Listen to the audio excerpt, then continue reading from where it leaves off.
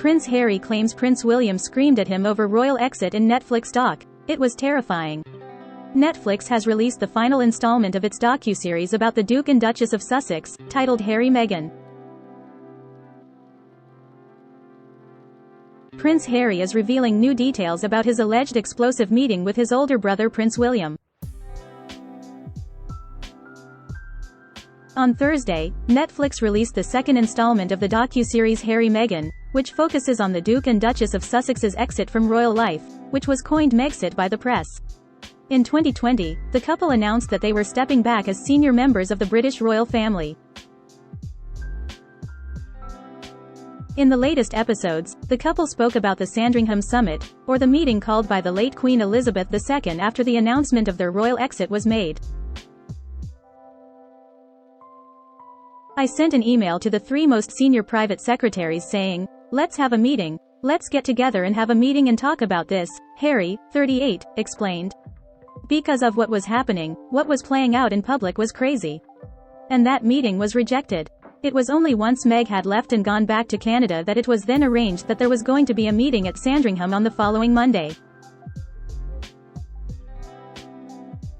"Imagine a conversation, a roundtable discussion about the future of your life," chimed in the former American actress, 41.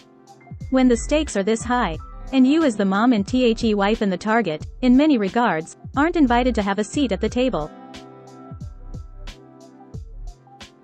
It was clear to me that they planned out so that you weren't in the room," added Harry.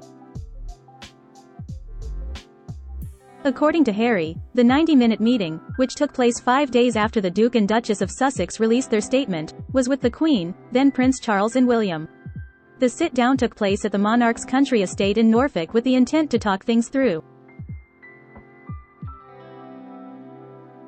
"I went in with the same proposal that we'd already made publicly," said Harry. "But once I got there, I was given 5 options. 1 being, all in, no change, 5 being all out. I chose option 3 in the meeting. Half in, half out. Have our own jobs, but also work in support of the Queen." Harry alleged that his decision provoked a strong reaction from his brother. "It became very clear very quickly that that goal was not up for discussion or debate," said the father of 2. "It was terrifying to have my brother scream and shout at me, and my father say things that simply weren't true, and my grandmother quietly sit there and sort of take it all in." Harry claimed the meeting finished without any solidified action plan. "I think from their perspective, they had to believe that it was more about us and maybe the issues that we had, as opposed to their partner, the media and themselves," he said. "That relationship that was causing so much pain for us. They saw what they wanted to see. The saddest part of it was this wedge created between myself and my brother so that he's now on the institution's side," Harry shared. "Part of that, I get, I understand, right, that's his inheritance. So to some extent, it's already ingrained in him that part of his responsibility is the survivability and continuation of this institution." On the same day as the Sandringham Summit, the palace released a joint statement on behalf of the brothers refuting a report alleging that their rift was caused by William's bullying. Harry insisted he didn't play a part in writing the statement. "We couldn't believe it," said Harry. "No one had asked me permission to put my name to a statement like that. And I rang Em and I told her, and she burst into floods of tears because within 4 hours, they're happy to lie to protect my brother. And yet for 3 years, they were never willing to tell the truth to protect us. Suddenly, what clicked in my head was, it's never going to stop," said the former Suits star.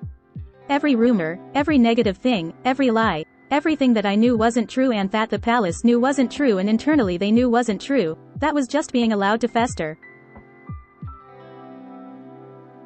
Harry added that he believed that the Mail on Sunday's publication of a letter that Markle had written to her estranged father, Thomas Markle, contributed to her having a miscarriage. Markle later sued the Mail's publisher and won.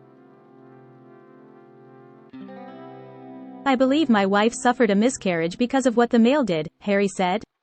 "Bearing in mind the stress that caused, the lack of sleep and the timing of the pregnancy. That miscarriage was created by what they were trying to do to her." Harry stressed that it was ultimately his decision, not Markle's, to leave the UK. "I said that we need to get out of here," he recalled. In March 2020, the couple completed their final royal engagements. They eventually relocated to Markle's home state of California, where they're raising their 2 children. Palace officials haven't commented on the series. A spokesperson for William, who is heir to the throne, didn't immediately respond to Fox News Digital's request for comment. Royal expert Shannon Felton Spence told Fox News Digital that William must have felt very betrayed and heartbroken to scream and shout at his younger brother in front of the Queen. "He was upset," she explained. "His entire vision of what the future looked like was changing. After they lost their mom, Princess Diana, they forged a 2 of us against the world mentality. That was always going to be more complicated as they started their own families. But Harry being hurt by William's reaction, and William being hurt by Harry's news, it's far from a bombshell. This is a real family with real people." Spence noted that the accusations made by the Sussexes are unfair as former and current palace staff haven't been able to defend themselves or tell their side of the story. William's office also hasn't responded to the claims. Also important to remember that this family has generational trauma, obviously with the loss of their mother, but also with the abdication, she said. "Imagine that this branch of the family was never supposed to be ruling. Elizabeth II was a princess one day with little chance of ever becoming monarch and was directly in line after her father the next day. Her uncle's abdication, which, ironically, for his American wife, happened very quickly and changed the course of history. William's frustration was coming from hurt and also history." Spence pointed out that it wouldn't have been surprising if a statement had gone out on behalf of Harry. When they had a joint communications team, which was a very long time ago now, it would be expected that the then Cambridges were the senior principals, and the Sussexes were more junior, she explained. "I have always been told that the frustration from the Sussexes was more around the scheduling and preferential patronages that the Cambridges were getting, due to hierarchy." Markle's lawyer, Jenny Afia, claimed in the series that she saw evidence of negative briefing from the palace against the couple to suit other people's agendas. She did not elaborate on the evidence.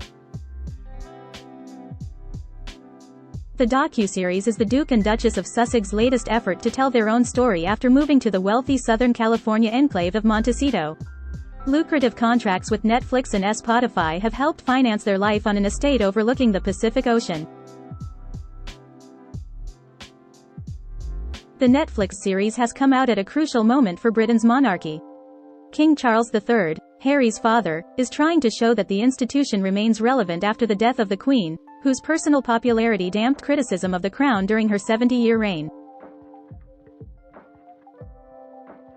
Harry's 2018 marriage to Markle was once seen as a public relations coup for the royal family, boosting the monarchy's effort to move into the 21st century by making it more representative of a multicultural nation.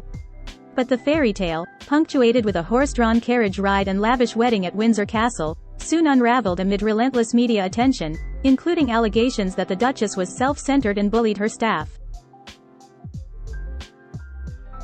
Describing royal press operations as a dirty game, Harry said there was leaking and planting of stories, and that the palace comms team would seek to deflect negative coverage of one royal by issuing a story about another royal. The tell-alls aren't over. Harry's memoir, Spare, is set to hit bookstores on January 10.